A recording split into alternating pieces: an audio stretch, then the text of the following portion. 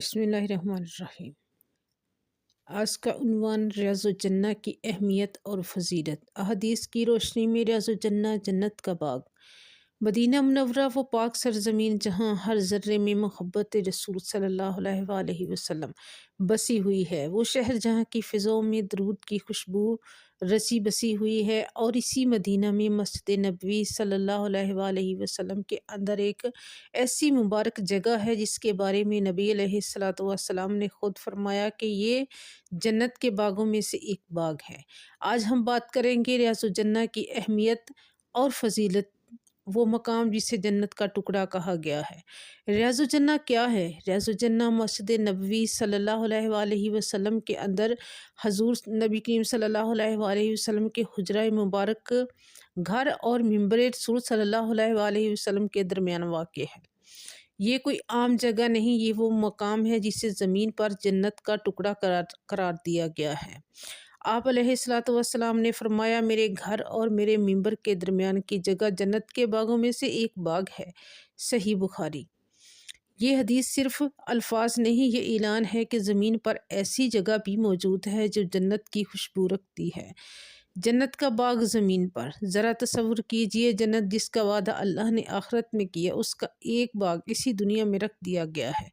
ریاض الجنہ میں داخل ہوتے وقت دل خود گواہی دیتا ہے کہ جہاں سکون عام جگہوں جیسا نہیں، یہاں نماز پڑھتے ہوئے دل دنیا سے کٹ جاتا ہے اور آنکھیں خود بخود نم ہو جاتی ہیں اور دل و دماغ روشن ہو جاتا ہے۔ ریاض الجنہ میں عبادت کی فضیلت۔ ریاض الجنہ میں ادا کی گئی نماز صرف نماز نہیں، یہ ایک روحانی ملاقات بن جاتی ہے۔ نبی علیہ الصلوۃ والسلام نے فرمایا، اس مسجد میں میری نماز مسجد حرام کے سوا دوسری تمام مساجد سے 1000 گنا افضل ہے، اور جب یہی نماز ریاض الجنہ میں ادا ہو تو اس کی روحانی تاثیر الفاظ میں بیان نہیں کی جا سکتی۔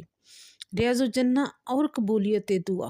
بزرگان دین فرماتے ہیں کہ ریاض الجنہ وہ جگہ ہے جہاں دعائیں رکتی نہیں بلکہ عرش تک پہنچ جاتی ہیں۔ یہ وہ مقام ہے جہاں نبی علیہ الصلوۃ والسلام نے سجدے کیے اور ہمیں اور تمام امت مسلمہ کو سکون ملتا ہے، جہاں آپ صلی اللہ علیہ وآلہ وسلم نے امت کے لیے دعائیں مانگی۔ اسی نسبت سے یہ جگہ قبولیت کا مرکز بن گئی۔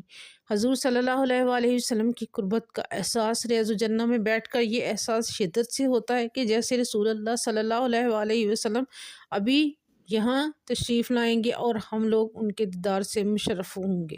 یہ وہ جگہ ہے جہاں صحابہ کرام حضور صلی اللہ علیہ وآلہ وسلم کے ارد گرد بیٹھا کرتے تھے، علم سیکھتے اور ایمان تازہ کرتے تھے۔ یہیں سے ہدایت کی روشنی پوری دنیا میں پھیلے۔ ریاض الجنہ اور ایمان کی تازگی۔ ریاض الجنہ میں کچھ لمحے بیٹھنا ایمان کو تازہ کر دیتا ہے، دل نرم ہو جاتا ہے، گناہ مٹ جاتے ہیں اور آنکھیں خود بخود جھک جاتی ہیں۔ یہی تو جنت کی خاصیت ہے کہ وہاں دل پاک ہوتے ہیں، اور ریاض الجنہ اس جنت کا عکس ہے۔